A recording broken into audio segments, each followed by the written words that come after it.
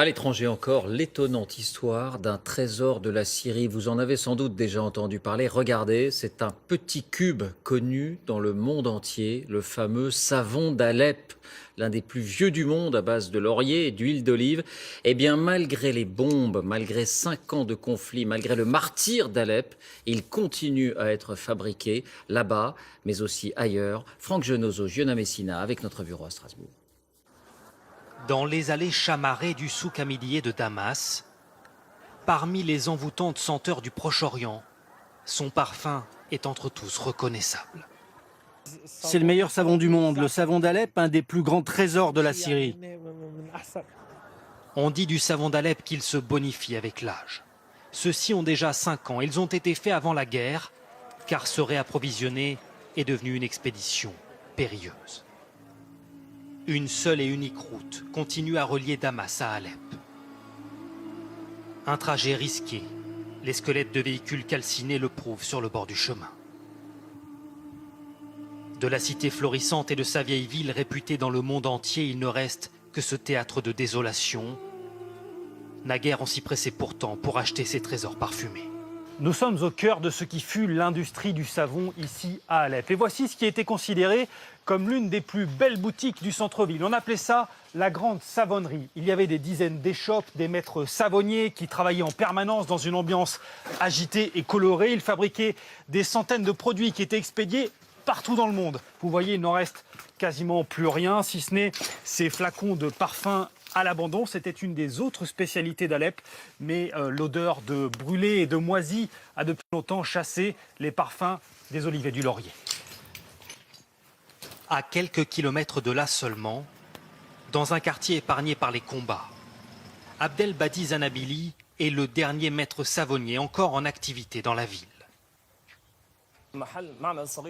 Notre atelier principal dans le Grand Souk a été détruit. Alors, on a ouvert ici une petite fabrique pour reprendre la production de savon de laurier.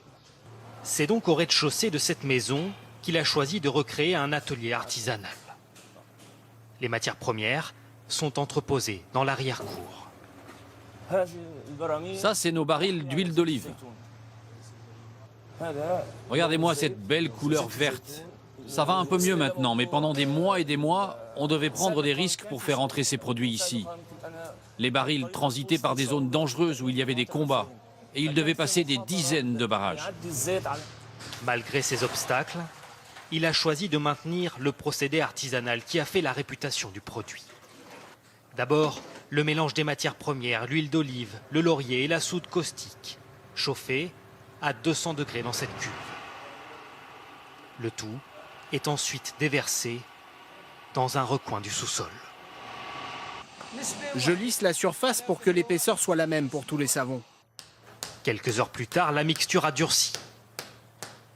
Les savons sont alors délimités puis marqués du sceau de la ville. S'ensuit l'étape du découpage à la main. Avant celle cruciale du séchage, 9 mois au moins. Derrière votre écran, vous ne pouvez pas le sentir, mais l'air embaume le laurier et l'olive. Laurier pur extra, avec mon nom et celui de la ville. À Alep, je suis le dernier à faire vivre le savon. Et ça me donne du baume au cœur. Malgré la guerre, on résiste, on travaille et on s'en sort. Ce fabricant a tout de même perdu 75% de son chiffre d'affaires, car exporter ses trésors vers l'étranger est devenu une mission quasi impossible. Avant, rejoindre le port de Latakia ne prenait pas plus d'1 heure. Désormais, il faut traverser 3 provinces, effectuer un détour de plusieurs centaines de kilomètres, 10 heures de route au moins, avant un départ pour l'Europe. Alors, certains ont eu une idée, fabriquer du savon d'Alep, loin de la guerre. Nous sommes en banlieue parisienne. Cette marque de cosmétiques avait de plus en plus de mal à se fournir en Syrie. Elle a donc choisi de copier les savons. Un maître savonnier syrien s'assure de la bonne tenue du produit. La recette est suivie scrupuleusement, nous dit-on, sauf que... Les premiers savons d'Alep, made in France. Des savons d'Alep fabriqués à Santeny, dans le Val-de-Marne, le patron n'y voit rien de choquant. Quand la guerre va cesser, on va refabriquer les savons d'Alep dans notre fabrique syrienne.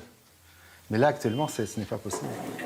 Du savon d'Alep, il s'en produit désormais jusqu'en Australie, en toute légalité car l'appellation n'a jamais été protégée par les Syriens. À des milliers de kilomètres de là, dans leur fabrique artisanale, les Alepins ne peuvent s'empêcher d'y voir des profiteurs de guerre. Je pose une question. Le climat, c'est le même en France qu'en Syrie? Est-ce que le savon va sécher de la même façon? Non. Alors comment peuvent-ils mettre Alep sur leurs produits? Beaucoup de désarroi et un sentiment d'impuissance dans une ville en ruine et dont le produit star est désormais majoritairement fabriqué à l'étranger. La guerre, c'est aussi cela. En Europe centrale, l'escalade contre